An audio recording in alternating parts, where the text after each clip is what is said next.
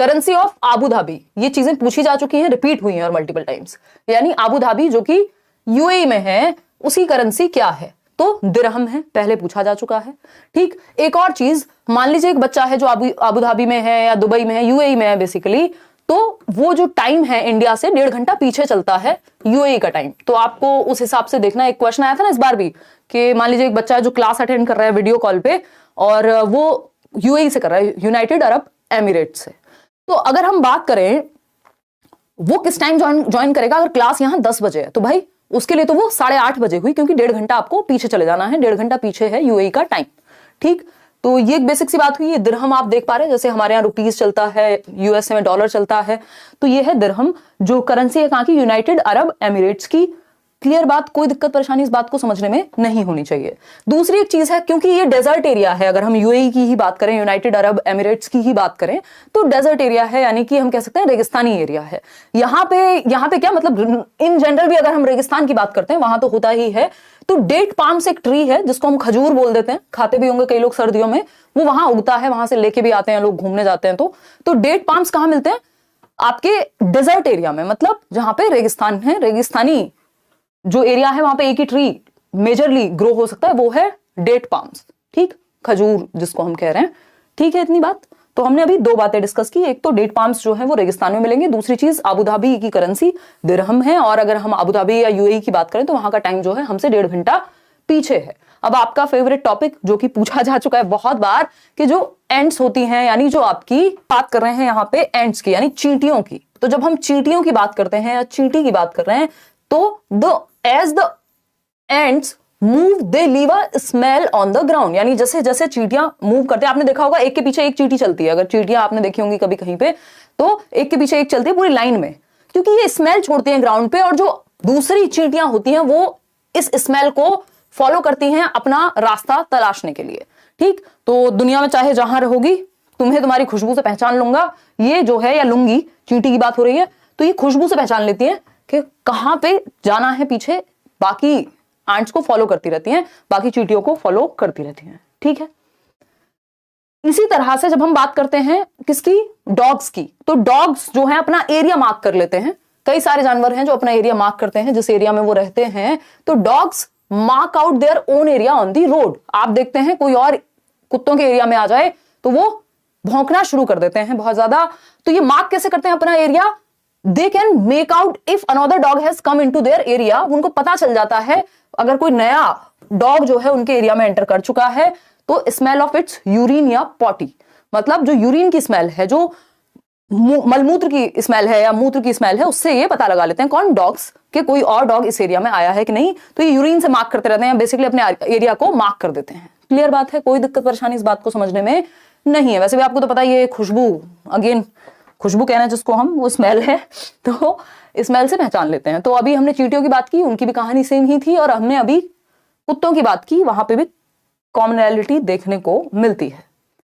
अब बात करते हैं सिल्क वॉर्म की। ठीक, सिल्क वॉर्म हिंदी में रेशम का कीड़ा बोलते हैं आई थिंक। तो a silk worm can find its female worm, जो मादा वॉर्म है या रेशम की कीड़ी है हम कहें, वो अपनी फीमेल वॉर्म को कई किलोमीटर दूर से पहचान लेता है बाय हर स्मेल। देख रहे हो, स्मेल से पहचान लेते हैं। ठीक, तो ये जो सिल्क वॉर्म है, ये जो आपके रेशमी कीड़े हैं, वो अपनी पार्टनर को किससे, स्मेल से पहचान रहे हैं। स्मेल का खेल देख रहे हो कितना ज्यादा है, अगर हम इनकी बात करें तो, इंसेक्ट्स की या जानवरों की भी इवन। तो कहानी क्या है, खुशबू से पहचान लेते हैं कौन सा परफ्यूम लगाया है आज, तो उस हिसाब से ढूंढते हुए मोहतरमा को पहुंच जाते हैं। अगर हम सिल्क वॉर्म की भी बात करें, ये मच्छर का फोटो है, और मच्छर क्या कहना जाता है कि मच्छर जो होते हैं वो हमें, यानी ह्यूमंस को, जो उनका शिकार है एक तरह से, हमारा ही खून पी के जीवित रहना है उनको, तो mosquitoes can find people bye the smell of their body. हमारी बॉडी पता कैसे चल जाता है मच्छरों को कि आप कहां बैठे हुए हैं? आपकी बॉडी स्मेल या आपकी जो फीट की गर्माई है, हीट है, उससे पहचान लेते हैं मच्छर। ठीक है, तो they also find them by the smell of the sole of their feet and the heat of their body, यानी हमारी बॉडी की गर्माहट और जो हमारे तलवों की गर्माहट है, उससे वो पहचान लेते हैं। ठीक, ये सिल्क वॉर्म है, पीछे मच्छर था, ये फोटो आगे पीछे लग गए हैं। ठीक है, इतनी बात। कोई दिक्कत परेशानी समस्या यहां तक अगर है तो बता दीजिए, नहीं है तो भी आप बता सकते हैं। ठीक है, तो ये एक बात हुई क्लियर सी कि मच्छर भी हमारी हीट से हमें ढूंढ लेते हैं रात को, क्योंकि उनको तो कोई ट्यूबलाइट तो है नहीं उनके सर पे। Most of the birds have their eyes on either side of the head. ये भी बहुत बार बर्ड्स पे क्वेश्चन आता ही है। आप देख रहे हैं ये जो सर है एक बर्ड का, उसके दोनों साइड बर्ड्स की आंखें होती हैं, पक्षियों की आंखें उनके सर के दोनों साइड होती हैं।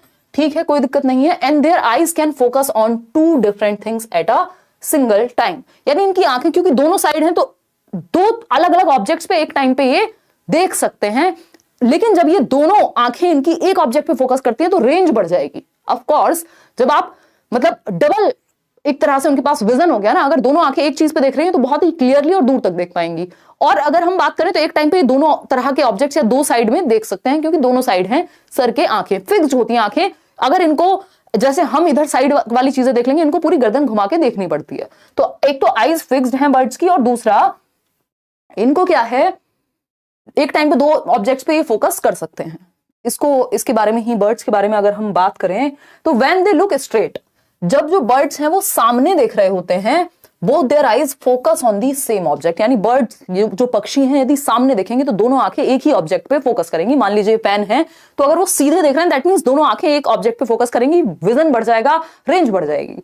ठीक, in most of the birds eyes are fixed, ये बात हम कर चुके हैं कि जो आंखें हैं वो फिक्स्ड हैं, हमारी तरह घूम नहीं सकती, and can not move, that's why birds have to turn their heads to see around. आसपास का अगर उनको देखना है तो अपने गर्दन, अपने सर को उनको घुमा करके ही देखना पड़ेगा, क्योंकि आंखें फिक्स्ड हैं।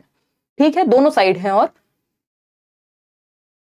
सर के, और कान जो होते हैं इनके वो ढके हुए होते हैं छिद्र के जैसे, यानी होल्स के जैसे। उस पे भी अभी हम आएंगे, बस समझते हुए चलना है एकदम। इसमें तो आप लेट के देख सकते हो, कुछ नहीं भी लिखना ना, बस शांति से लेट के देख सकते हो। देखिएगा, सम बर्ड्स लाइक काइट्स, इस पे क्वेश्चन कई बार पूछा जा चुका है, और इससे पहले भी जो बात हमने की है बर्ड्स को लेकर के, उस पे भी क्वेश्चन मल्टीपल टाइम्स पूछा जा चुका है। काइट्स बोले तो यानी जो आपकी काइट किसको बोलते थे यार, मैं खुद ही भूल गई।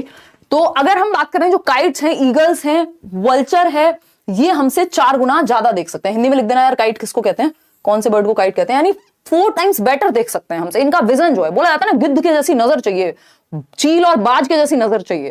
ठीक, तो हम चील कहते हैं काइट को एग्जैक्टली। तो अगर हम बात करें यहां तो जो चील है हमारा, बाज है, वल्चर है, गिद्ध जिसको हम कहते हैं, ये आप देख ही पा रहे हैं, तो इनकी जो आंखें हैं वो हमसे 4 गुना बेहतर देख पाती हैं। यानी ये वो पक्षी हैं जिनका जो विजन है वो बहुत स्ट्रांग है। ये पेपर में पूछा जा चुका है मल्टीपल टाइम्स। ठीक, these birds can see things from a distance of 8 metres, ये भी पूछा जा चुका है कि जो चीज हमें 2 मीटर, मतलब अगर मुझे इस पेन पे पढ़ना है तो मुझे यहां 2 मीटर या 2 मीटर की दूरी पे रखना पड़ेगा एटलीस्ट, पास भी लाना पड़ सकता है किसी को देखने में दिक्कत हो तो। लेकिन ये जो वल्चर है, काइट है, ईगल है, यानी जो आपके चील है, गिद्ध है, बाज है, ये हमसे 4 गुना दूरी से ही देख लेंगे। यानी जो चीज हमें 2 मीटर की दूरी पे दिखाई देगी, इनको 8 मीटर से दिख जाएगी। मतलब इनका जो विजन है वो भयंकर होता है, बेहतर होता है हमसे 4 टाइम्स। समझ पा रहे हैं या नहीं समझ पा रहे हैं? अभी हमने 3 लोगों के बारे में पढ़ा, मतलब 3 पक्षियों के बारे में पढ़ा। क्या है ये? ईगल है, काइट है और आपका वल्चर है, यानी गिद्ध, चील और बाज। इनकी निगाह, बोला भी जाता है इनके जैसी निगाह चाहिए आपको, नजर चाहिए इनके जैसी, इनका जैसा विजन चाहिए। तो ये 8 मीटर्स दूर से देख लेते हैं, जो हमें 2 मीटर्स पे दिखेगा, यानी हमसे 4 टाइम्स। 4 2 8 होता है ना। अब आते हैं आगे, उल्लू पे क्वेश्चन बहुत बार आता है। कई लोग अपने बारे में ना सोचें कि उनके बारे में बात हो रही है, उल्लू सुन करके क्यूट सा बर्ड होता है। अगर हम बात करें, रात को जागता है, नाइट आउल भी होंगे यहाँ पे कई लोग, जैसे मेरे जैसे जो रात को जागते ही हैं।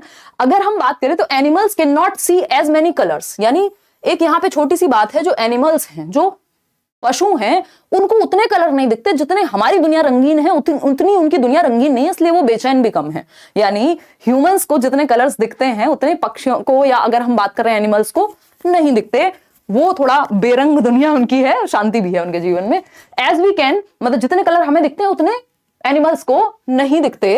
It is believe that animals that are awake in the day time can see some colours, यानी ये कहा जाता है जो एनिमल्स दिन में जगते हैं, जैसे आपकी गाय है, भैंस है, या फॉर दैट मैटर डॉग भी है, तो इनको कुछ हद तक फिर भी रंग दिखते हैं, इनकी दुनिया में थोड़े बहुत रंग हैं, है ना। लेकिन जो एनिमल्स रात को जगते हैं, जैसे कि आउल, जो उल्लू है, मान लीजिए वो रात को जगता है, तो उसकी दुनिया तो बिल्कुल ही ब्लैक एंड व्हाइट टीवी की तरह है। पुराने टाइम पे आते थे ना ब्लैक एंड व्हाइट टीवीज। तो those animals that are awake at night can see things only in black and white colours, यानी सिर्फ काले और सफेद रंग में दुनिया दिखती है उनको जो रात को जगते हैं। रात को तो अंधेरा होता है ना, तो आपका वो सीसीटीवी कैमरा भी आते हैं कई जिनमें रंग नहीं होते, तो वो ब्लैक एंड व्हाइट में देखते हैं रात को। तो ब्लैक एंड व्हाइट में देखते हैं वो एनिमल्स या वो पक्षी जिनको रात में जागना है, जैसे उल्लू हो गया, है ना। और जो दिन में जागते हैं उनको कुछ हद तक कलर दिखते हैं, बट उतने नहीं दिखते, उतनी रंगीन दुनिया नहीं है जितनी हमारी है, ठीक है। Birds ears are small holes, छोटे छोटे छोटे छिद्र होते हैं। यही बात हमने की थी अभी कि जो बर्ड्स के कान हैं, हमारे जैसे इतने बड़े 3 इडियट में जैसे आमिर खान के कान दिखाए हैं या हमारे कान हैं, इतने बड़े कान नहीं होते जो अलग से दिखते हैं। इनके कान छिद्र के रूप में, स्मॉल होल्स के रूप में होते हैं, जो कवर्ड होते हैं फीदर्स से, जो इनके फर से कवर्ड होते हैं, ढके हुए होते हैं। जैसे उल्लू के कान आपको दिख नहीं रहे होंगे, बट 2 छेद होंगे कहीं पे, है ना। इसी तरह से मगरमच्छ के भी कान है, इसी तरह से छिपकली यानी लिजर्ड के भी कान है। अच्छा, उल्लू जो है वो अपनी जो गर्दन है बहुत हद तक घुमा सकता है to a large extent, but जब बात मैना की होती है, क्योंकि इस पे क्वेश्चन आया हुआ है, मैना जर्क से, मैना जो है तोता मैना की कहानी सबने सुनी ही होगी बचपन में, तो आउल की जब बात आ रही है तो ये अपनी गर्दन to a large extent rotate कर सकता है। क्या कर सकता है? रोटेट कर सकता है टू अ लार्ज एक्सटेंट, जो आउल है। वही बात जब हम मैना की कर रहे हैं, तो जो मैना है वो झटके से आगे पीछे कर सकती है, बैक एंड फोर्थ करेगी अपनी गर्दन को, बैक एंड फोर्थ करेगी, आगे पीछे करेगी विद अ जर्क। इसमें कई लोग कंफ्यूज हो जाते हैं, ये 2 बार क्वेश्चन पूछा जा चुका है, ठीक। जर्क मतलब झटके से, ठीक है ना। अब मैं करके नहीं दिखाऊंगी, झटका ही आ जाएगा गर्दन में, ऐसे ऐसे करती है वो। कुछ लोग होते हैं ऐसे वाला डांस भी करते हैं, तो वो मैना से इंस्पायर्ड हैं।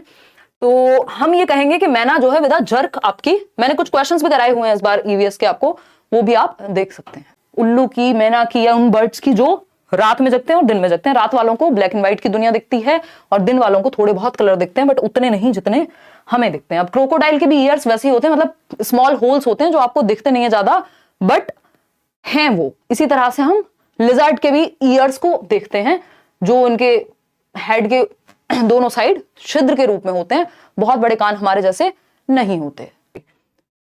An Indian robin Lay's it's eggs, ये क्वेश्चन भी पूछा जा चुका है। जो इंडियन रॉबिन है, एक बर्ड है, ये आप देख पा रहे हैं। जो इंडियन रॉबिन है वो अपने अंडे स्टोन्स अलोंग रोड साइड, यानी रोड के साइड में जो पत्थर पड़े हुए होते हैं उनके बीच में अंडे ले करेगा। कौन? इंडियन रॉबिन, ठीक है ना। इंडियन रॉबिन एकदम देसी है, तो वो रोड के साइड में अपने अंडे दे देता है, अलग से घोंसला नहीं बनाता। ये आप याद रखेंगे। किसके बारे में बात हो रही है? इंडियन रॉबिन के बारे में बात हो रही है। अब बात करते हैं कोयल की। कोयल कूकू करती है, आपने सुनी होगी आवाज, बहुत ही बढ़िया लगती है कोयल, लेकिन चालाक मानी जाती है, क्लेवर होती है। Lays its egg in crow's nest, यानी कौए के, यानी कौआ जिसको हम नॉर्मल भाषा में बोलते हैं, उसके घोंसले में अपने अंडे देती है। क्योंकि जो कोयल है और क्रो है वो, उनके जो अंडे हैं लगभग एक जैसे ही दिखते हैं, तो बेचारा कौआ कंफ्यूज हो जाता है, सोच लेता है मेरे ही हैं, और वो उनको पाल भी लेता है कई बार। तो nest of koel and crow eggs, koel eggs are slightly smaller, बहुत कम अंतर होता है कि कोयल के जो अंडे हैं वो हल्के से छोटे होंगे क्रो से या कौए से, ठीक है, इतनी बात। तो कोयल जो है अपने अंडे किसमें देती है? खुद का घोंसला नहीं बनाएगी, अपना रेंटेड प्रॉपर्टी है उनके पास, वो क्या है?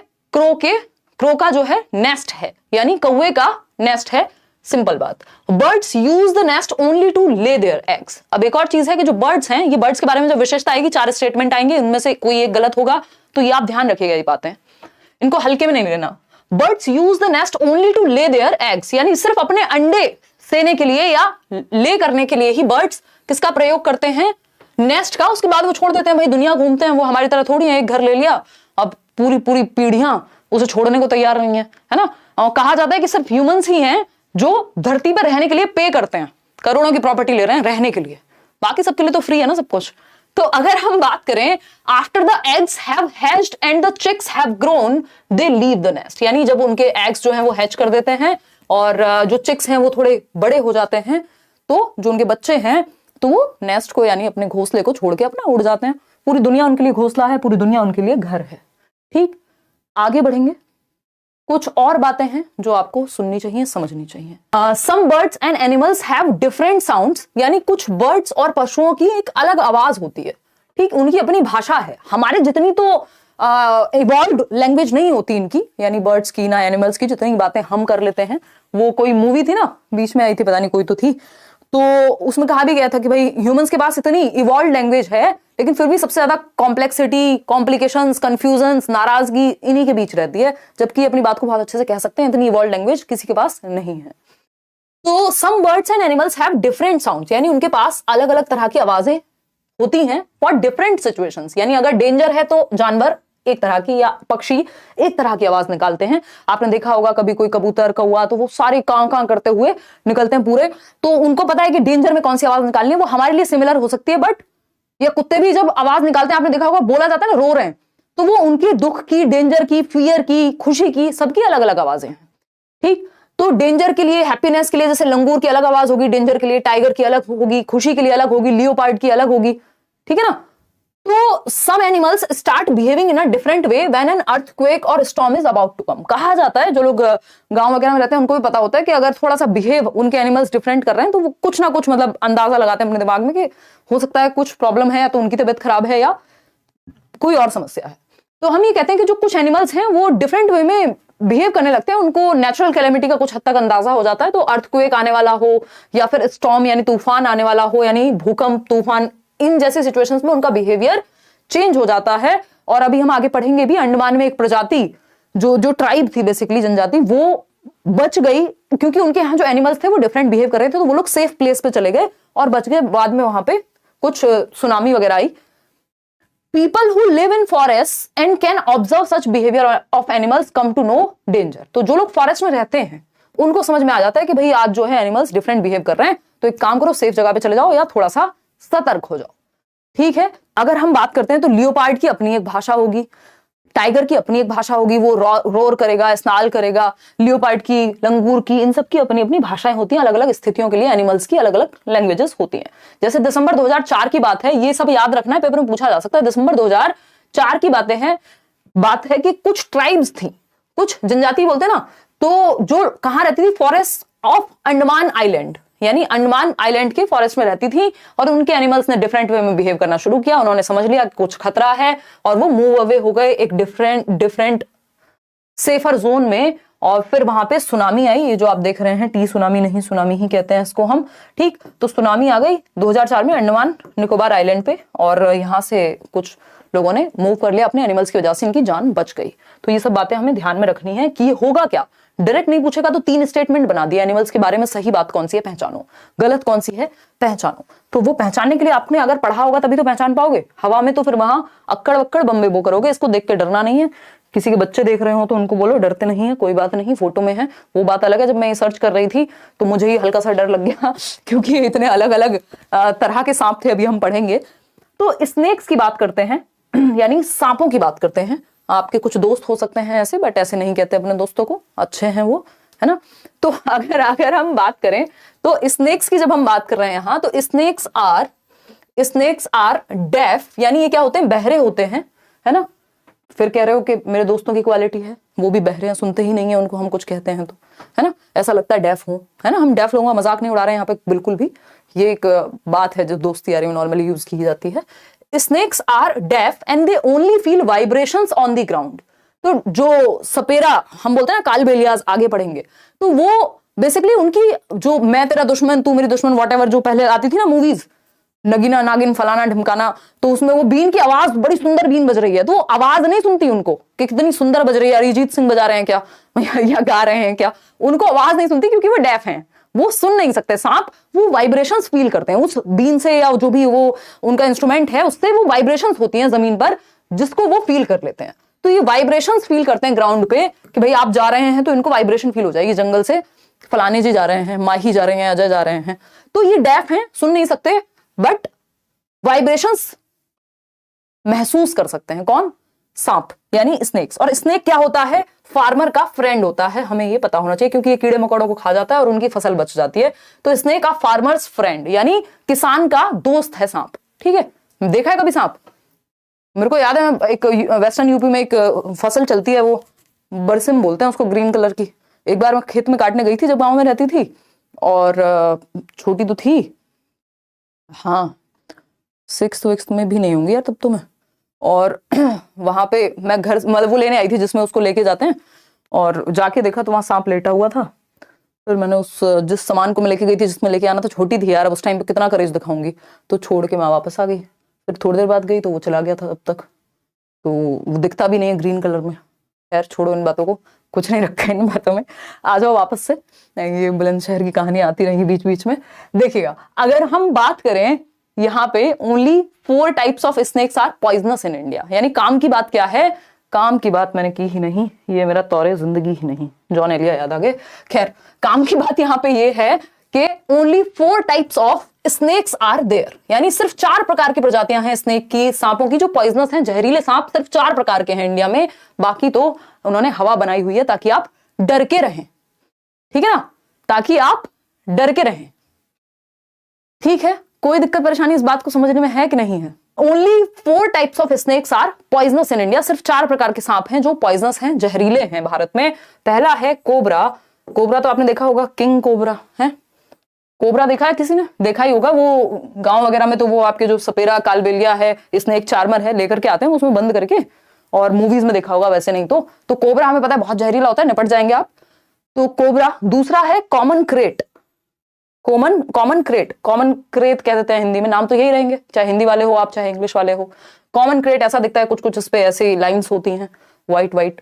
फिर इसके अलावा थर्ड है रसल वाइपर्स। रसल्स वाइपर, डुबोइया कहते हैं इसको। ये आपके किचन में चलाने वाला, वॉशरूम में चलाने वाला वाइपर नहीं है, ये चला तो आप निपट जाएंगे, ये इससे कोई पानी वानी साफ नहीं होगा, आप साफ हो जाएंगे। तो रसल वाइपर यानी डुबोइया जिसका नाम है, वो भी एक तीसरा प्रकार है जो जहरीले सांपों की प्रजाति में आता है। ठीक है ना, कोई दिक्कत, कोई परेशानी, कोई समस्या यहां तक नहीं है? बहुत बढ़िया। फिर आता है 4th type, saw scaled viper, अफई कहते हैं इसको। ये भी वाइपर है, अगेन आपके वॉशरूम वाला नहीं, ये वाइपर अगेन और खतरनाक है, अफई कहेंगे इसको, और दूसरा जो वाइपर है उसको डुबोइया कह रहे हैं। तो हम अगेन मेरे साथ रिपीट करिए, घर वालों को बताइए कि हम कौन से सांपों की बात कर रहे हैं। कोबरा, पहला जहरीला सांप क्या है? Cobra, common krait, Russell viper जिसको डुबोइया कह रहे हैं, और saw scaled viper. Short form बनाना चाहे कोई बना लीजिएगा, यानी इसको CCRS कह सकते हैं हम। Cobra, common krait, Russell wiper, saw scaled wiper. अब ये आपके पाले में है गेंद कि आप इसको कैसे याद रखना चाहेंगे। ठीक, तो ये 4 प्रकार की प्रजातियां हैं। बहुत बार क्वेश्चन आया हुआ है सांप पे, कई बार, मल्टीपल टाइम्स। अब इसके बारे में थोड़ी और बातें हैं जो हमें जाननी है। इसको फार्मर का फ्रेंड क्यों कहते हैं, इस पे चर्चा हो चुकी है। ठीक, देखिए मैं अपना मजाक उड़ाऊं, आपका मजाक उड़ाऊं, कुल मिला के बात यह है कि चीजें दिमाग में रहनी चाहिए, पेपर में आपके काम आएंगी, है ना। तो नाराज होने की या दुखी होने की जरूरत नहीं है, आप पे कोई जोक नहीं क्रैक कर रहा है, हो तो हो जाना यार, कुल मिला के आप ही के भले की बात हो रही है। तो अगर हम स्नेक की बात करें तो स्नेक हैज 2 हॉलो टीथ, यानी 2 टीथ होते हैं हॉलो, ऐसे नुकीले दांत होते हैं एक तरह के, फैंग्स कहलाते हैं। ये फैंग हैं और इन फैंग से ही जुड़ा हुआ होता है ये वेनम का तार, है ना। तो ये प्राइमरी वेनम डक्ट होती है, यानी जिसमें जहर होगा, और ये जैसे ही आपकी स्किन में जाएगा तो बल्ले बल्ले तो the poison enters the person's body through these fangs. तो ये जो फैंग्स हैं, ये जो दांत हैं, जो भी आप इसको कहना चाहें, ये हॉलो टीथ्स हैं, थोड़े खाली, और ये स्किन ले आते हैं खींच के जब काटता है तो फैंग्स जो हैं, इनमें वेनम, जो जहर वाला आपका पाइप है, वो अटैच्ड होता है, और इससे आप राम नाम वाली स्थिति पे जा सकते हैं। The medicine for a snake bite is made from the snake's poison. ये इंपॉर्टेंट बात है, जो दवाई बनती है स्नेक बाइट के लिए, यदि किसी को सांप ने काट लिया है तो उसके लिए जो दवाई बनेगी वो किससे बनाई जाती है? सांप के ही पॉइजन से बनाई जाती है, जहर से बनाई जाती है। कहा जाता है ना, जहर ही जहर को काटता है। तो गांव में लोग गर्मी में और चाय पी लेते हैं कई बार, है ना। हमारे गांव में ऐसा करते थे लोग, फिर कहते हैं कि कोई बात नहीं, गर्मी ही गर्मी को मारती है। तो खतरनाक तरह के लोग हैं। तो जो मेडिसिन है सांप के काटने की, वो स्नेक पॉइजन से ही बनती है। ये भी 4 ऑप्शंस में बना करके आपको दिया हुआ है, अगर आप पुराने पेपर्स देखते हैं तो। And is available in all government hospitals. तो सभी गवर्नमेंट हॉस्पिटल्स में ये मेडिसिन अवेलेबल होती है। और ये तो आपको बताइए, सोने नहीं देना होता, ये वो दुनिया भर की बातें आप जानते ही हैं। तो स्नेक पॉइजन, और स्नेक क्या है? फार्मर्स फ्रेंड है। आगे बढ़ेंगे, एक स्नेक चार्मर की स्टोरी। स्नेक चार्मर पे एक छोटी सी बातें इन्होंने कही हुई है। स्नेक चार्मर समझते हैं ना, वो अमरीश पुरी जी को याद कर लीजिए, वो थोड़े तांत्रिक टाइप थे, वो इवॉल्व वर्जन थे स्नेक चार्मर का एक तरह से। कालबेलियाज कहा जाता है इनको, या सपेरा कहते हैं आम भाषा में। कालबेलिया या सपेरा कहते हैं, और इंग्लिश में स्नेक चार्मर कह देंगे, ठीक है ना। तो ये बीन बजाते हैं और भी बहुत सारे काम करते हैं, मेडिसिन वगैरह बनाते हैं। ठीक, तो ये कालबेलियाज के बारे में अब ये लुप्त होते जा रहे हैं या इनका काम नहीं चल पा रहा है आज की डेट में। पहले तो ये अलग अलग जगह जाते थे, काम करते थे। तो सपेरा की जब हम बात कर रहे हैं, स्नेक चार्मर की बात कर रहे हैं, तो इनके 3 नाम हैं, स्नेक चार्मर, सपेरा और कालबेलिया। ठीक, the snake charmers recognise a snake bite by its bite marks. भाई पहले तो उतने हॉस्पिटल्स की सुविधा नहीं थी ना, तो जो बाइट मार्क है, जो काटा हुआ है, सांप का काटा हुआ है, वो इस तरह के 2 निशान बनाता है। तो ये बाइट मार्क से पहचान लेते हैं कि सांप ने काटा है। कई बार तो नहीं तो लकड़ी लग जाए। हमारे गांव में एक बच्चे को लकड़ी लग गई थी, तो उसने पूरे गांव को इकट्ठा कर लिया कि मेरे को सांप ने काटा है, और लोग कंफ्यूज भी है वहां देख करके कि हाँ काटा होगा, क्योंकि वो लकड़ी उसी तरह से लगी होगी जो 2 फैंग्स जैसा दिखाई दे रहा होगा वहां पे। तो लेकिन स्नेक चार्मर क्या है, वो भाई स्पेशलिस्ट है, वो देख करके बाइट मार्क को पहचान लेगा कि मक्खी ने काटा है कि सांप ने काटा है।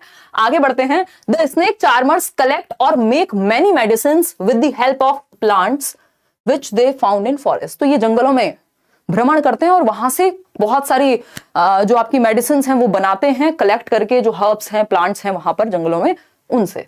फिर आते हैं 3rd पॉइंट पे, snakes are helpful for farmers as they eat rats, यानी ये चूहों को खा जाते हैं खेतों में। Otherwise rats would eat the crops, नहीं तो ये जो चूहे हैं या कीड़े वगैरह हैं जिनको सांप नहीं खाएगा तो वो फसल को खा जाएंगे, है ना। वो पूरा चक्र है, आपने पढ़ा होगा बचपन में। तो अगर हम बात करें यहाँ, तो स्नेक्स को किस लिए फार्मर्स फ्रेंड कह रहे हैं, फार्मर का, एक किसान का दोस्त किस लिए कह रहे हैं, क्योंकि वो उनकी फसल को बर्बाद होने से बचा रहे हैं, ऐसे कीटों को खा रहे हैं या ऐसे रैट्स वगैरह को खा रहे हैं जो उनके लिए हार्मफुल हो सकते हैं, फसल को खा सकते हैं। अब आते हैं, ये है एक डिजाइन, रंगोली मत समझिएगा, नाग गुम्फन कहलाता है। और ये नाग गुम्फन जो है, इसमें आप देख रहे हैं ये डांस भी होता है किस तरह का, कालबेलिया डांस भी है if I am not wrong. तो उसमें ऐसी ही मुद्राएं होती हैं सांप वाली, वो श्रीदेवी जी डांस करेंगी दुश्मन पे ऐसे ऐसी पोजेस लगा करके, तो वो कालबेलिया डांस में आएगा अगर आता है तो, ठीक है ना।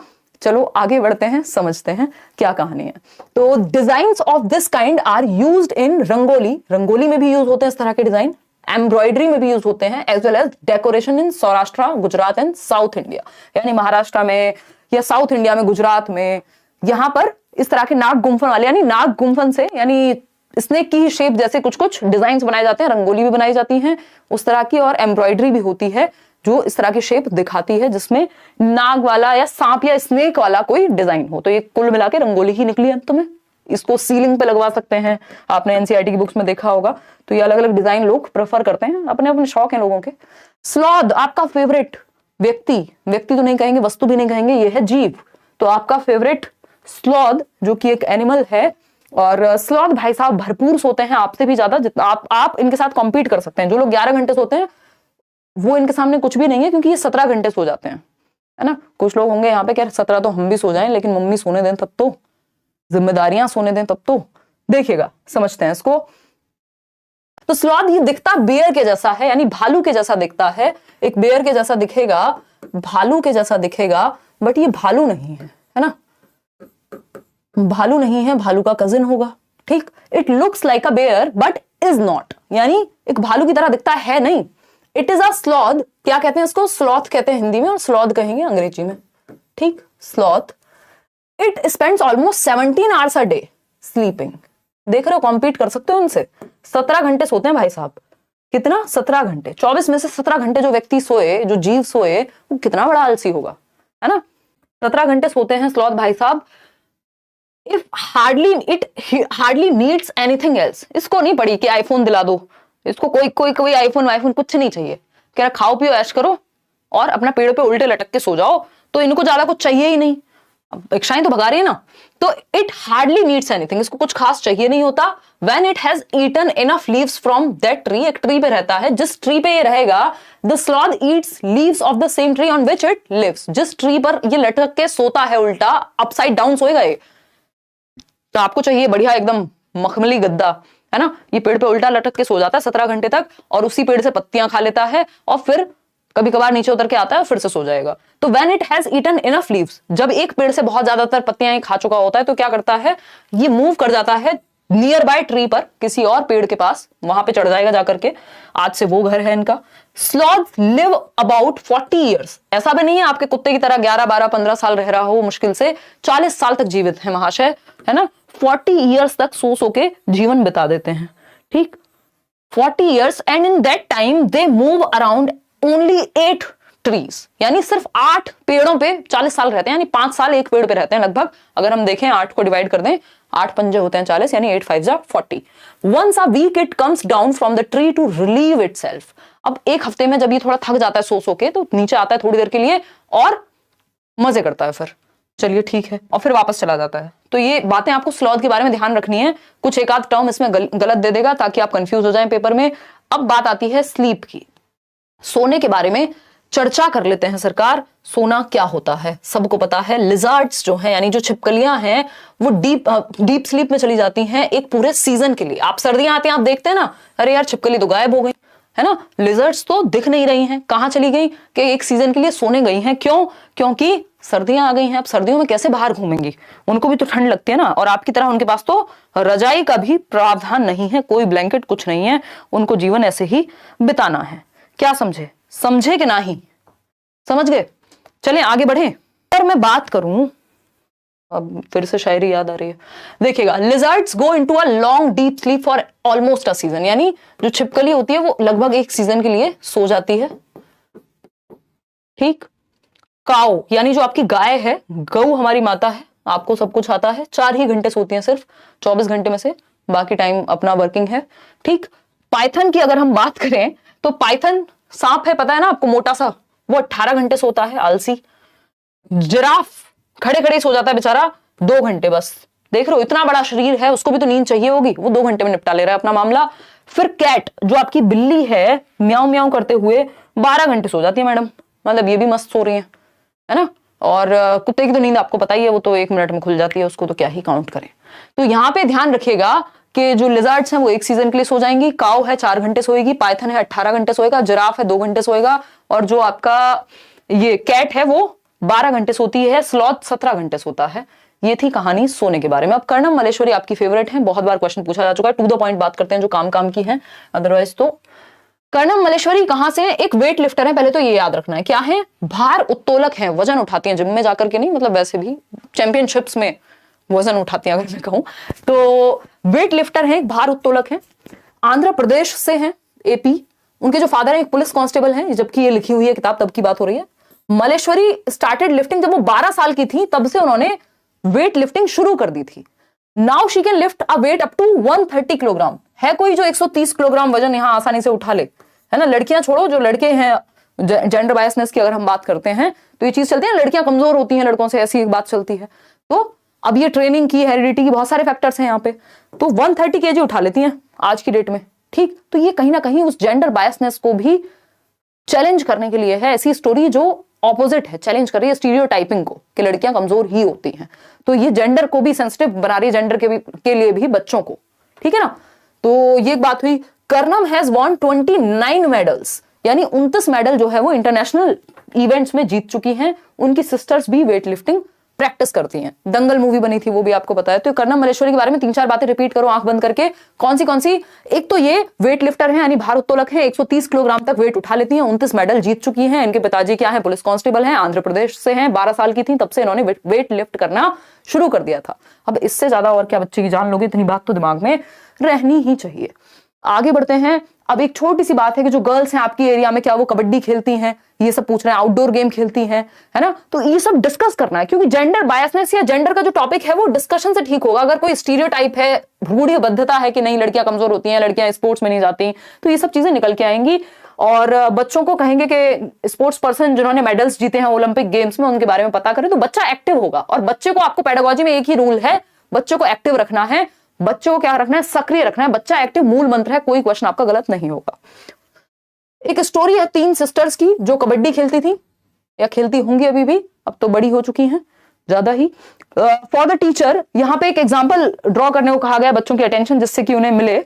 और गर्ल्स बहुत बार उनको बराबर की अपॉर्चुनिटी नहीं मिल पाती, गेम्स में बराबर के अवसर नहीं मिल पाते, तो बच्चों से पूछना है कि भाई इस पे क्या किया जाना चाहिए। और दूसरा, ये तो एक एक्स्ट्रा क्वेश्चन है, ये बच्चों को एक्टिव रखने के लिए क्वेश्चंस बनाए गए हैं एनसीईआरटी में, इसीलिए चाइल्ड सेंटर्ड कही जाती है आपकी बुक। बहुत ज्यादा डेफिनेशंस या टेक्निकल टर्म्स पे फोकस नहीं करती, चाइल्ड सेंटर्ड है, बच्चों की भाषा में, इनफॉर्मल लैंग्वेज में, अनौपचारिक भाषा की बात कर रही है। जैसे हम अभी फालतू फालतू एग्जांपल्स ले रहे हैं, ये अनौपचारिक भाषा है, इनफॉर्मल, जिससे कनेक्ट कर पाए आप बच्चे के साथ और उनको चीजें याद रहें। अदरवाइज तो किताबों में लिखी हुई ये चीजें आप वहीं से पढ़ लेंगे।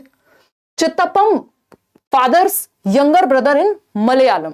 तो मलयालम एक भाषा है जिसमें जो चाचा जी हैं, जिनको हम कह रहे हैं फादर्स यंगर ब्रदर, उनको चित्तपन कहते हैं। ये पूछ लिया जाता है, पूछा जा सकता है। कुंजम्मा कहते हैं father's father's younger brother's wife in Malayalam, यानी जो आपकी चाची जी हैं नॉर्मल हमारी भाषा में नॉर्थ इंडिया की, तो वो कुंजम्मा कहलाती हैं। यानी जो चाचा जी हैं वो चित्तपन कहला रहे हैं और चाची जी जो हैं वो कुंजम्मा कहला रही हैं। इतनी बात अगर आप याद रख सकते हैं तो आपसे बढ़िया इंसान पृथ्वी पर बचेगा ही नहीं। In Kerala you can see many fruit. पूरा इंडिया घूम लेते हैं आप ईवीएस पढ़ते पढ़ते, सारी दुनिया के बारे में पता लग रहा है। तो इन केरला, जब हम केरल की बात कर रहे हैं तो वहां कई सारे फ्रूट्स मिलते हैं, मसाले भी मिलते हैं। कोकोनट्स मेजरली, आपको पता ही है, कोकोनट वाटर। आप गोवा जाइए, आप केरला जाइए, क्या करेंगे? कोकोनट वाटर यानी नारियल का पानी, वहां पेड़ भी होते हैं ना। बनानास यानी आपके केले, जैक फ्रूट, ठीक, और पपाया। जैक फ्रूट इसी को कहते हैं ना, ये जो कटहल होती है आपकी, पपाया और बीटल नट। सुपारी बोलते हैं शायद बीटल नट को, या कुछ और बोलते हैं, ठीक। तो पपाया आपको पता ही है, पपीता, और जैक फ्रूट भी आप देख रहे हैं यहाँ पे, कटहल, ये सब केरल में मिलते हैं। बाकी जगह नहीं मिलते ऐसा नहीं है, बट ये मेजरली वहां के कैरेक्टरिस्टिक्स हैं एक तरह से। अब बात होती है गरम मसाला की। नॉट तेरी आंखें गरम मसाला, दिस इज नॉर्मल गरम मसाला। मूवीज तो कुछ भी बना देती हैं, कुछ भी गाने बना देती हैं। आपको बस याद रखना है कि ये गरम मसाला खाने वाला है, बनाने वाला है ना, आंखों वाला गरम मसाला ये नहीं है। You can find various spices इन केरला, यानी बहुत सारे मसाले आपको केरल में मिल सकते हैं। लाइक तेज पत्ता, कड़ी पत्ता, ये सब सुना ही होगा। तेज पत्ता, कार्डेमम्स, इलायची जिसको हम कह रहे हैं, ब्लैक पेपर यानी जो आपकी काली मिर्च है, ये सारे मसाले वहां कहां? केरल में मिलते हैं। Garam masala is made of small and big cardamom, यानी छोटी इलायची बड़ी इलायची का मिश्रण करके बना करके क्या बनता है? गरम मसाला बनता है। क्लोव, यानी क्लोव क्या है? आपकी लौंग इलायची वाला, गाने को याद नहीं करेगा कोई भी।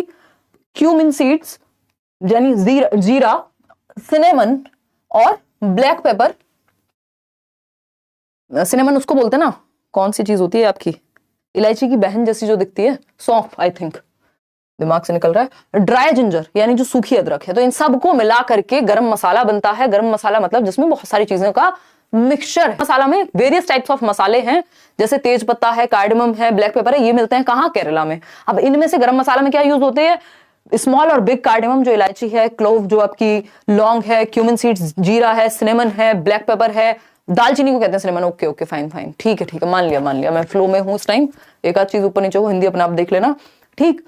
तो दालचीनी वो बड़ी सुंदर लगती है ना, मतलब खीर वीर में डलती है नहीं? हाँ डलती है। तो ब्लैक पेपर जो आपकी काली मिर्च है और ड्राई जिंजर, इन सब का प्रयोग करके गरम मसाला बनाया जाता है, खिचड़ी के जैसा, सारे मसालों को मिला करके, ठीक। ये आप देख ही पा रहे हैं, यहाँ पे सब रखा हुआ है। अब आती है बात वहीदा प्रिज्म की। कह रहे अभी तो गरम मसाला पे थे, अब यहाँ परेड कराओगे। तो वहीदा प्रिज्म क्या है? एक डॉक्टर है नेवी में, इंडियन नेवी में डॉक्टर हैं, ठीक। Is the story of lieutenant commander Waheeda prism. यानी वहीदा प्रिज्म जो है वो क्या है? ये आप देख रहे हैं पिक्चर में, वहीदा प्रिज्म है जो कि इंडियन नेवी में एक डॉक्टर है, लेफ्टिनेंट कमांडर जिसको बोल देते हैं हम। She is the first women to lead a parade, यानी जो परेड होती है वो पहली महिला थी जिन्होंने लीड किया परेड को, ठीक। तो ये भी वुमेन एम्पावरमेंट की बात हो रही है कहीं ना कहीं। ऐसे एग्जांपल्स हम बच्चों को दे रहे हैं ताकि उनके दिमाग में ये सेट ना हो कि बाहर का काम, स्पोर्ट्स का काम, वेट लिफ्टिंग का काम या जितने भी एडवेंचरस काम है वो सिर्फ मेल्स के लिए हैं। एक मैसेज जाए, ठीक। वहीदा प्रिज्म इज फ्रॉम थन्ना मंडी, जो कि है Rajouri district of Jammu and Kashmir. अभी मैप पे हम डिस्कस करेंगे। जम्मू एंड कश्मीर आपको पता ही है अभी यूनियन टेरिटरी है। Total number of commands in a parade is 36। तो ये वहीदा प्रिज्म के बारे में कुछ बातें हैं जो आपको ध्यान में रखनी है। वहीदा प्रिज्म एक इंडियन नेवी में लेफ्टिनेंट कमांडर हैं, यानी एक डॉक्टर हैं उस पद के साथ। और अगर हम बात करें, पहली महिला हैं जिन्होंने परेड को लीड किया, Rajouri district of Jammu and Kashmir से हैं, थन्ना मंडी उसमें भी। और टोटल नंबर ऑफ परेड्स या कमांड्स जो होती हैं एक परेड में नंबर ऑफ कमांड्स 36 होती हैं, 36। ये वो वाली 36 नहीं है, बहुत ही गंदा एग्जाम्पल याद आ रहा है मुझे, वो मीम याद आ गया, हमारे कॉलेज टाइम पे चलता था, है ना, कि वो 36 आएंगी 36 जाएंगी, वॉटेवर, है ना, मेरे वाली मम्मी लाएंगी, वॉटेवर। चलो खैर, बहुत ही इरिटेटिंग बातें हो गई। Map of Jammu and Kashmir, teaching का ये मजा है, आप कभी बड़े नहीं हो सकते हैं, है ना। तिब्बतन ऑल्सो कॉल्ड भोती, यानी जो तिब्बतन भाषा है उसको भोती भी बोलते हैं। Is the language spoken in Ladakh में बोली जाती है ये। लद्दाख से याद आया, एक चीज आपको याद आई होगी, झूले मतलब वेलकम, याद आ गया ना, भोती में बोलते हैं। Welcome welcome. लद्दाख में झूले झूले बोलेंगे। और तो जब अब हम कल से झूले झूले बोल दिया करेंगे सेशन की शुरुआत में। और ये जो भोती लैंग्वेज है इसमें मदर को क्या कहते हैं? आमाले। जैसे अम्मा बोल देते हैं ना नॉर्मली, तो उसी का ये बेटर वर्जन मान लीजिए या डिफरेंट वर्जन मान लीजिए। आमाले मदर को बोल रहे हैं और फादर को बोल रहे हैं यहाँ आबाले, अब्बा बोल देते हैं। जैसे सिंपल याद रखना है, भोती लैंग्वेज, भोती लैंग्वेज। क्लियर है बात?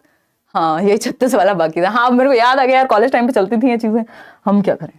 देखो आगे बढ़ते हैं। ये जम्मू एंड कश्मीर आप देख रहे हैं, यहाँ पे यूटी है, यूनियन टेरिटरी, और लद्दाख और जम्मू एंड कश्मीर अभी जो हमारा नया बाइफर्केशन है उसके बाद। और 28 स्टेट है इंडिया में। कोई बताना चाहेगा यूटीज कितनी है? 8 यूटीज हैं, यूनियन टेरिटरीज। दिल्ली, चंडीगढ़, दमन दीव, ये सब। ठीक, कोई दिक्कत नहीं है, आगे बढ़ेंगे। तो ये बेसिक बेसिक बातें जो हमें ध्यान रखनी है। और मैप पे ध्यान रखना है जो स्टेट की हम बात कर रहे हैं वो कहाँ आएगा, तो हमें पता है ये ऊपर की तरफ आएगा, नॉर्थ में। अब टाइगर की बात होगी, देख के डरना नहीं है। देखिएगा टाइगर के बारे में जब हम बात करेंगे तो टाइगर के बारे में बहुत सारी बातें और कई बार क्वेश्चन पूछा भी जा चुका है। टाइगर आप देख ही रहे हैं, यानी क्या कहोगे टाइगर को? एक था टाइगर नहीं है ये सलमान खान वाला, ये नॉर्मल टाइगर है जो असली टाइगर होता है। और ये वो वाला टाइगर भी नहीं है। वो कौन सी मूवी आई थी संजय दत्त की, ये रोर कर, ये कर, वो कर, ये वो वाला टाइगर नहीं है, रियल टाइगर है। ये रोर करेगा तो निकल लोगे, है ना? कभी देखा होगा कहीं जू वो में रखते हैं। देखो एक बार, तो टाइगर कैन सी 6 टाइम्स, यानी 6 गुना, 6x बेटर देख सकता है हमसे। और अगर हम बात करें तो जो पक्षी थे वो हमसे 4x बेटर देख पा रहे थे। कौन से वाले पक्षी? वही जो गिद्ध, बाज और जो ईगल, काइट और वल्चर की बात हो रही थी। ठीक है ना? Tiger can see 6 times better at night than most of us, यानी रात को 6 गुना बेहतर देख पाएगा, 6 गुना बेहतर हमसे। तो द टाइगर्स विस्कर्स, जो उसकी मूछें हैं, ठीक, आर वेरी सेंसिटिव, बहुत ही संवेदनशील होती हैं, and can sense the movements और वाइब्रेशंस इन द एयर, यानी हवा में भी जो वाइब्रेशंस हो रहे हैं ना, उसको भी, जो मूवमेंट्स हो रहे हैं हल्के फुल्के भी आसपास कहीं, तो वो क्या कर लेगा? बताओ बताओ यार। वो दूसरे वाला सुनामी है, वो भूकंप है जो 2007 की बात हो रही है ना, जिसकी आप बात कर रहे हो, वो दूसरी जगह आया था, गुजरात की बात, भुज की बात है, वो भुज वाला चैप्टर है। दोनों को मिक्स मत करो। टाइगर्स विस्कर्स जो मूछें होती हैं वो सेंसिटिव होती हैं और वो मूवमेंट्स को, वाइब्रेशंस को, एयर में, हवा में होने वाली जो भी मूवमेंट्स हैं उनको सेंस कर लेती हैं। They help the tiger move in the dark and find its prey. Prey वो वाला प्रे नहीं है, शिकार वाला प्रे है। तो प्रे की जब हम बात कर रहे हैं, PREY की, तो ये टाइगर को जो उसके विस्कर्स हैं, जो उसका सेंस ऑफ साइट है वो इतना मजबूत है, वो सेंसिटिव इतना है, वो वाइब्रेशंस को पहचान लेता है हवा में। तो रात के अंधेरे में आप अगर जंगल में जाएं तो टाइगर आपको ढूंढ के निपटा देगा। क्यों? क्योंकि वो बहुत ज्यादा अलर्ट है। ठीक है, तो आप उसके शिकार ना बने, इसलिए जंगल में रात को ना जाएं। देखिएगा अगर हम बात करें, वैसे भी अब तो बेचारे ये एंडेंजर्ड स्पीसीज की कैटेगरी में जाने को तैयार है। देखिएगा a tiger sense of hearing, यानी सुनने का जो सेंस है, यानी जो सेंस ऑफ हियरिंग है, सो शार्प, बहुत ज्यादा तेज है ना? बहुत ज्यादा तेज है। जैसे कई लोग, दूसरा कोई चुगली कर रहा हो तो वो पूरी बिचिंग ध्यान से सुन लेते हैं, दूर बैठे हुए भी उनको सब आवाजें जारी होती हैं। और तो ये शार्प है इनका sense of hearing, that it can make out the difference between the rustling of leaves, यानी जो खड़खड़ाहट है पत्तियों की, and sound of an animal moving on the grass, यानी एक घास पे कोई एनिमल मूव कर रहा है, चल रहा है, या फिर पत्तियों की खड़खड़ाहट है। दोनों के बीच में अंतर पता लगा लेते हैं। हमें तो लगेगा हाँ खड़खड़ाहट हो रही है, अब किसकी हो रही है हमें क्या पता, लेकिन टाइगर को तो खाना चाहिए ना, सर्वाइवल है उसका। तो उसका हियरिंग इतना शार्प है कि पत्तियों पे जो खड़खड़ाहट है वो खाली पत्तियों की खड़खड़ाहट है या फिर घास पे कोई चल रहा है, दोनों के बीच में अंतर पता कर लेगा। हाँ, लुप्त हो रहा है, और जो लुप्त होने वाली प्रजातियां हैं उनका डेटा कहां रखा जाता है? रेड डेटा बुक में। ये एक्स्ट्रा चीजें जो आपको पता होनी चाहिए। देखिए, the ears of the tiger can move in different directions and this helps to catch him the sounds from all around, यानी जो कान है उसके वो हर एक डायरेक्शन में, एकदम ओमनी डायरेक्शनल बोलते हैं ना, तो वो हर तरफ से आवाजें उसके दिमाग में पहुंचाते हैं या कानों तक पहुंचाते हैं। कान जो है वो हर दिशा में सुन लेते हैं आसपास, ताकि वो अपने जो प्रे है, उसका शिकार है, उसको ढूंढ पाए। अगर हम टाइगर की बात करें, टाइगर पे क्वेश्चन बहुत आता है, किसी ना किसी आपके सेट में आ जाएगा, क्योंकि मजे की बात ये आपको छोड़ नहीं सकते, एक सेट में जो नहीं आया वो दूसरे सेट में आ जाएगा। ठीक है ना? अगर हम बात करें, इट कैन ऑल्सो रोर और स्नाल, यानी ये जबाइया में ले सकता है, ये दहाड़ भी सकता है। Its roar can be heard up to 3 kilometres, यानी 3 किलोमीटर तक आवाज जाती है ना? 3 किलोमीटर तक आवाज जाती है। और माँ कहते हैं बेटा गब्बर आ जाएगा, चुपचाप से सो जाओ। वो गब्बर की बात नहीं करती, टाइगर की बात करती हैं असलियत में। बात कर रहे हैं किसकी? टाइगर की तो 3 किलोमीटर तक आवाज जाती है, बच्चा बच्चा सो जाता है। ठीक, तो ये याद रखना है, जो दहाड़ है टाइगर की वो 3 किलोमीटर तक जाती है।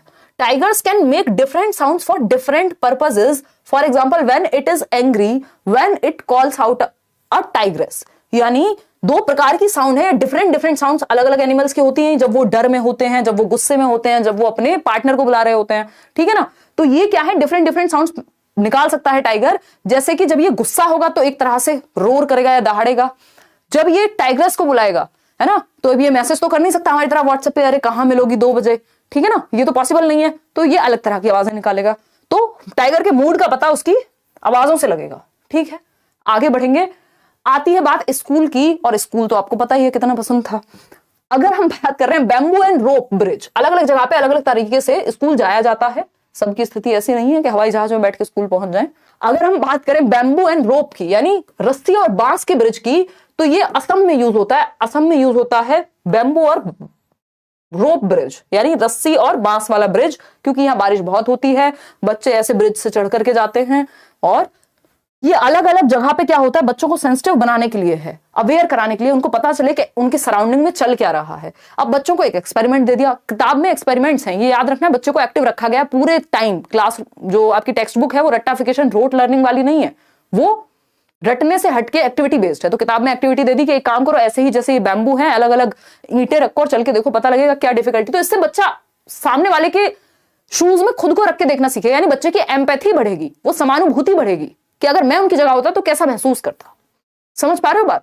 नहीं समझ पा रहे हो तो समझ जाइए। देखो इधर, अब ट्रॉली की बात फटाफट से चलते हैं, थोड़ा भी बहुत कुछ है कवर करने के लिए। लद्दाख में ट्रॉली का यूज होता है, बच्चे ट्रॉली यूज करते हैं, जो एक पुली से बनी हुई होती है, एक जगह से दूसरी जगह आसानी से जा सकती है बिकॉज ऑफ अ पुली।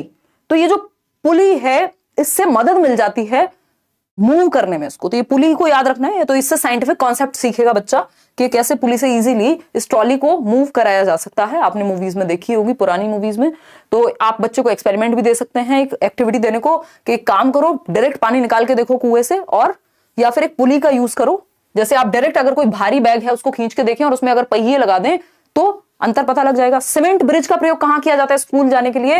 तो ये नॉर्मल जो ईंट और पत्थर वत्थर है, इनका प्रयोग हम जो नॉर्मल प्लेन एरियाज हैं, जो समतल जगहें हैं, वहां करते हैं। ठीक, वल्लम एक बोट है जिसका प्रयोग केरला में किया जाता है, बच्चे स्कूल जाते हैं। वेलम भी कह सकते हैं इसको, हिंदी में वल्लम कहते हैं। तो वेलम जो है वो स्मॉल वुडन बोट है, एक छोटी लकड़ी की नाव है जिससे बच्चे स्कूल पहुंचते हैं। कहां? केरल में, ठीक है ना, केरला। तो ये याद रखना है, पूछ लेगा आपसे, मैच भी करा सकता है। राजस्थान आपको पता ही है, ऊंट गाड़ी, कैमल कार्ट। क्लियर है बात? कोई दिक्कत, कोई परेशानी, कोई समस्या, यहां तक कोई दर्द हो तो बता सकते हैं। अगर हम बात करें राजस्थान की, तो राजस्थान में कैमल कार्ट का, ऊंट गाड़ी का प्रयोग किया जाता है, क्योंकि ये एक रेगिस्तानी एरिया है। ठीक, और जो सैंड है वो चारों तरफ है, बहुत गर्मी होती है, तो कैमल कार्ट से बच्चे स्कूल जाते हैं। इतनी बात क्लियर है? कोई दिक्कत परेशानी? अगर हम बात करें बुलक कार्ट की, तो जो आपकी नॉर्मल बैलगाड़ी है उसका प्रयोग आपके जो विलेजेस हैं प्लेन्स में, और वो जो आपका सीमेंट पुल था वो पानी के ऊपर नॉर्मल एरियाज में यूज किया जाता है, और जो बिल्कुल प्लेन एरियाज हैं वहां पे ये आपकी बैलगाड़ी प्रयोग में लाई जाएगी। देखी भी होगी अपने आसपास। तो अगर बहुत गर्मी वर्मी होती है या बहुत बारिश होती है तो लोग नॉर्मल एरियाज में छाते का यूज करके चले जाते हैं। तो अब यहाँ पे देखो, बच्चे को एनिमल्स के प्रति भी हम उसकी सराउंडिंग के प्रति सेंसिटिव बना रहे हैं। ईवीएस पढ़ाते समय हम कह रहे हैं एनिमल्स को कैसा फील होता होगा जब ये बैलगाड़ी को खींचते हैं आपको बिठा के। तो आपको अगर इन बैलों की जगह आना पड़े तो सर में दर्द होगा कि नहीं? दर्द नहीं होगा सर, बैंड बच जाएगी, है ना। जैसे वो कुली वाला जो कॉन्सेप्ट है, तो जब इंसान बोझा ढोए तो उसी तरह से एनिमल्स को भी फर्क पड़ता होगा। तो हाउ डू एनिमल फील, कैसा उनको फील होता होगा जब वो बैलगाड़ी को खींचते हैं, ये डिस्कस करना है इस इशू को, to develop sensitivity towards animals, ताकि हम एनिमल्स, पशुओं के प्रति भी संवेदनशील हो सके, हम अपने एनवायरमेंट के प्रति भी संवेदनशील हो सकें। ऐसे ना बने हम कुत्ता दिखा, कई लोग मारपीट देते हैं, आप देखते हैं इंटरनेट पे, है ना। तो हम पशुओं के एनवायरमेंट के प्रति भी सेंसिटिव बने, क्योंकि जितना अधिकार हमारा है इस धरती पे उतना ही उनका भी है।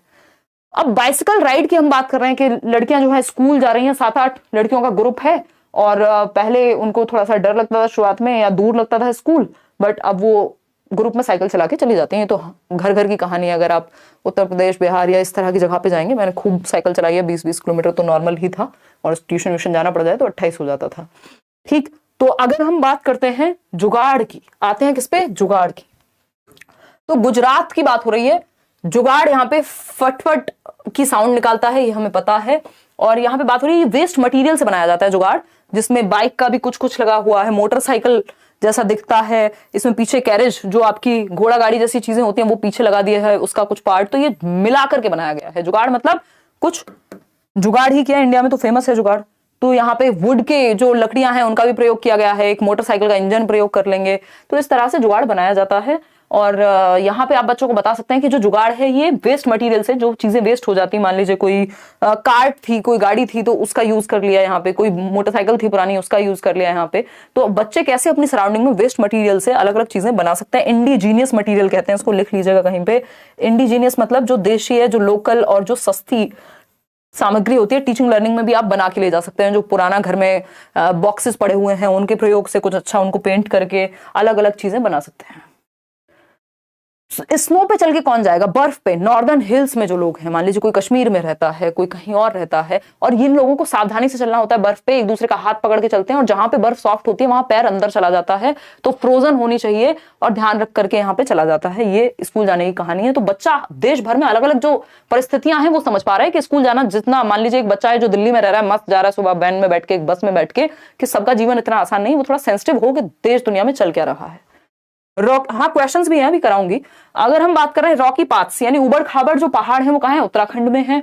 यहाँ पे भी लोग डिफिकल्टीज का सामना करते हैं और स्कूल जाते हैं अप एंड डाउन करके इन पहाड़ियों से। अब एक पनिशमेंट पे आर्टिकल है कि पनिशमेंट, आपको पता है राइट टू एजुकेशन एक्ट कहता है कि कोई कॉर्पोरल पनिशमेंट नहीं, आप बच्चों को मुर्गा या मुर्गी नहीं बना सकते।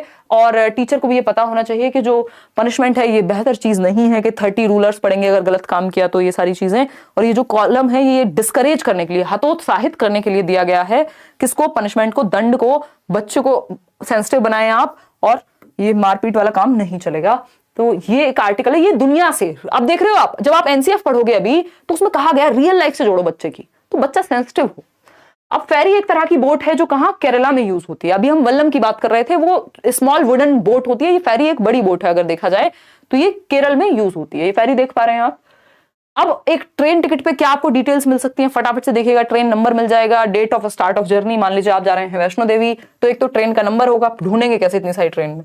स्टार्ट कब हो रही है जर्नी, मान लीजिए 14 तारीख को स्टार्ट हो रही है जनवरी में। जो बर्थ है आपका, कोच है, मतलब जो सीट नंबर है, जो आपका डब्बा है उसका नंबर होगा। फेयर कितने रुपये लगे ये भी लिखा होगा उस पे कि 5 रुपया 25 पैसा लगा। जो डिस्टेंस है, कितनी दूर आप डिस्टेंस ट्रेवल कर रहे हैं वो लिखा होगा। और इस बार एक और चीज पूछी थी इन्होंने, पीएनआर। तो पीएनआर पे जो यात्री होता है उसके बारे में चीजें होती है, उसका नाम होता है बेसिकली साथ। तो ये ट्रेन टिकट है, इसको अभी मैंने बता दिया आपको मेन मेन चीजें, ज्यादा इस पे अटकेंगे नहीं, समय थोड़ा सा कम है हमारे पास। मैरीगोल्ड, जीनिया और ये सारे जो फ्लावर्स हैं, गेंदा को बोलते हैं ना marigold if I am not wrong, तो है ना। तो ससुराल गेंदा फूल की बात नहीं हो रही है, नॉर्मल गेंदा की बात हो रही है। और जो कपड़ों को डाई करने में, यानी कलर करने पे, आपके पास एक कपड़ा है जो हरे रंग का है, आपको वो पीले रंग का बनवाना है, तो आप मैरीगोल्ड, जीनिया वगैरह का आप यूज कर सकते हैं, जिसमें ये डाई कर देते हैं बेसिकली कलर करने के लिए कपड़ों को। जीनिया, मैरीगोल्ड, इन सब का प्रयोग किया जाता है। बाकी तो आजकल तो बहुत ही अलग अलग तरह के कलर हैं, बट ये हम नेचुरली पढ़ रहे हैं। फ्लावर्स वैली जो है, वो फ्लावर वैली कहां पाई जाएगी, तो हिल्स ऑफ उत्तराखंड में जो फूलों की घाटी है वो मिल सकती है। वो याद कीजिए मूवी, पता नहीं कौन सी तो थी, हमारी अधूरी कहानी, वो उड़ जाते हैं भाई साहब इमरान हाशमी जी, कहाँ जाकर के, वैली में, क्योंकि वहां पे बॉम्ब वॉम्ब होते हैं ये वो। तो उससे याद रख लेना कि उत्तराखंड में गए थे वो। और उत्तराखंड में, मतलब मैं ये नहीं कह रही हूँ बॉम्ब होते हैं, मैं ये कह रही हूँ फ्लावर वैली मिलेगी, यानी फूलों की घाटी मिल जाएगी आपको। कहाँ, उत्तराखंड में। कह रहे हो मूवीज आप ना कम देखा करो, बहुत कम हो गए यार, पहले देखती थी मैं, देख लेती हूँ जब मौका मिलता है। देखो एक बार, अगर हम बात करते हैं कन्नौज की, कन्नौज सुना है सबने, सुना होगा जो दिल्ली के आसपास रहने वाले लोग हैं या यूपी में रहते हैं। तो ये उत्तर प्रदेश का एक डिस्ट्रिक्ट है, एक जिला है, जहां पे इत्र मेकिंग होती है, यानी इत्र बनता है ना। इत्र आपने देखा होगा मूवीज में या कहीं आपके पास होगा परफ्यूम, है ना, खुशबू, मजे आएंगे। तो अगर हम बात करें तो इत्र जो है कहाँ बनता है, कन्नौज में, उत्तर प्रदेश के।